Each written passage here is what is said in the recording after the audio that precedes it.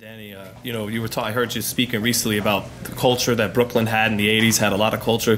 Mike Tyson would have his image up as the heavyweight champion from Bed-Stuy. Do you feel like you win this fight, you're the best fighter from Brooklyn since Mike? Man, I wouldn't even say that. I wouldn't even know. That's really for everybody else to judge. I would never put myself in a position to where I would level. I'll say it. You will be the best fighter since Mike Tyson when he wins this. When he wins it. Yeah, but I'm just happy to be amongst the great of Brooklyn fighters. You know, Mike was one of my biggest idols. We all loved him and still love him to the day, and just to be following in the same footsteps and paths that he had, and me kind of see him from a child to know that I have the same opportunity and platform, it's surreal. Yeah. You and Andre have obviously been together for a very long time, and they're like family. Were you surprised recently when Triple G got rid of Abel Sanchez? Oh man, I thought it was. I thought I could say hilarious, but I thought it was just like, you know, I thought it was funny because Abel is not the most pleasant guy when it comes to criticizing Triple G's opponents, right? He was told a lot of negative things about me and Canelo, and saying that we're fighting for Golovkin'S belts and so many other different disrespectful things, but. You know, he just lost about maybe, what, 3 or 4 fighters in a row? Four fighters in a row?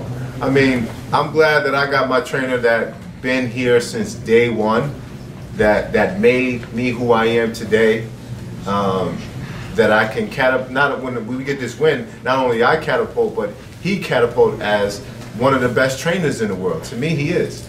So, when I see all of these other trainers saying so many negative different things and then all of this stuff happens, I just smile, man. Especially Abel.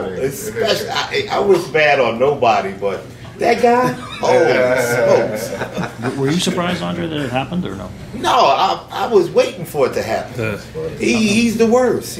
I mean, you told me be nice, and you go. You had to be nice. You had to be nice. But it's just the way he goes about things, and I'll never forget. We were on the phone, and we had a conference interview, and he told me that Danny was not ready for the big time. And I was watching him when we fought Golovkin, and he was sweating bullets, and I'm like, oh, yeah, come on, baby. One more time. Let's keep mounting it up. And I don't wish bad on anybody. I really don't. But sometimes you could talk so much that you talk yourself right out of a situation. And that's what Abel Sanchez did. But best of luck to him. Yeah. Best of luck to Golovkin and whatever they choose to do. Hopefully, me and Golovkin get it on in the near future. That's definitely somebody who I still have my sights on, even though I'm not overlooking Canelo in any way, shape, form.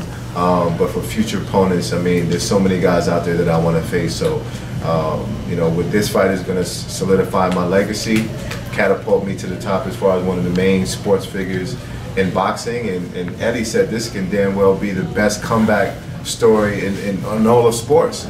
So, you know, that's a motivating factor for me as well, because you guys know I never get tired of telling my story.